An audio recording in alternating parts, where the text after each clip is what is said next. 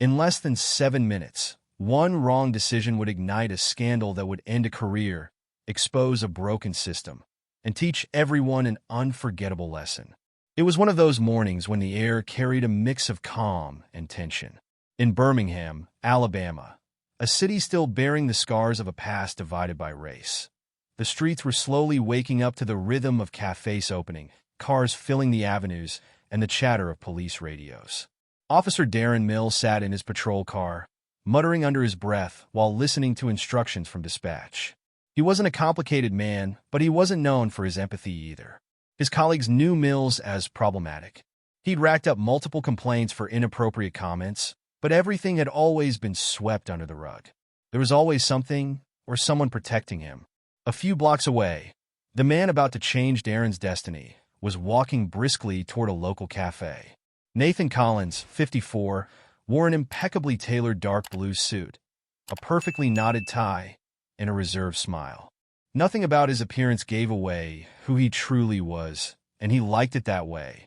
Nathan was the newly appointed FBI director for the state. After 2 decades of leading complex investigations in Washington, D.C., he had returned to Birmingham, his hometown. He'd done it all, busted traffickers, dismantled corruption networks, and earned the respect of many. But in Birmingham, things had always been different. Here, his skin still spoke for him before he could. Nathan hadn't planned for a run-in with the local police that morning, but fate, and Darren Mills' poor judgment, would lead to one of the most humiliating experiences of his life. It would also mark the beginning of an unexpected shift. Nathan exited the cafe, coffee in hand, scrolling through his phone as he walked to his car.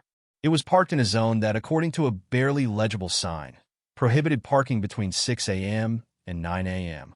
It was 8:57, but Nathan figured he wouldn't be more than a couple of minutes.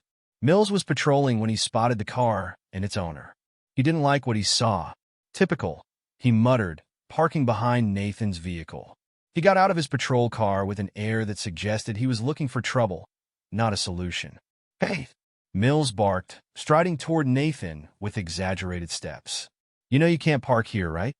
Nathan, distracted by his phone, looked up and offered a polite smile. "Sorry, officer. I'm just finishing my coffee. I'll be gone in a moment." For most people, that would have been enough, but not for Darren Mills. "Oh, really? You think the rules don't apply to you?" he sneered, stepping closer. Nathan raised an eyebrow.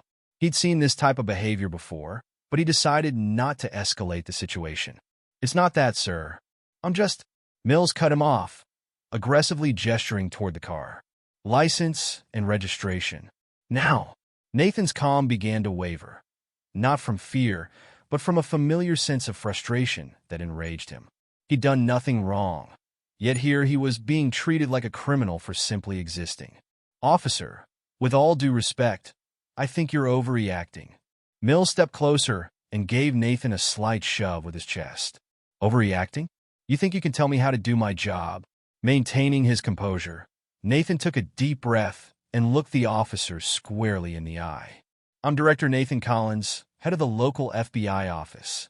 I suggest you calm down before making a decision you'll regret." The revelation froze Mills for a second, but instead of backing down, his face turned red with anger, as if Nathan's confession had offended him further. "FBI?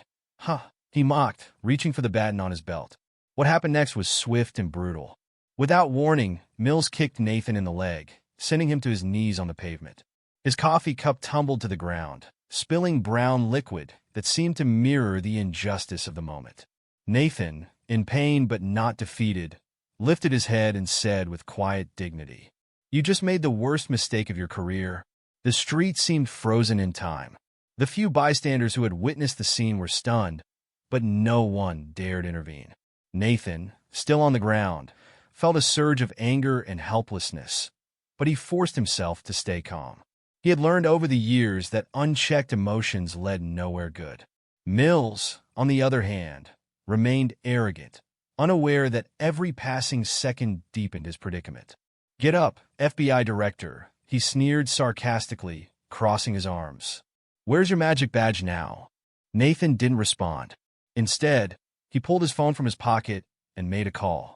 It was brief, direct, and devastating for Darren Mills' future. "This is Collins. Send a team to 4th Avenue and Jefferson. It's urgent."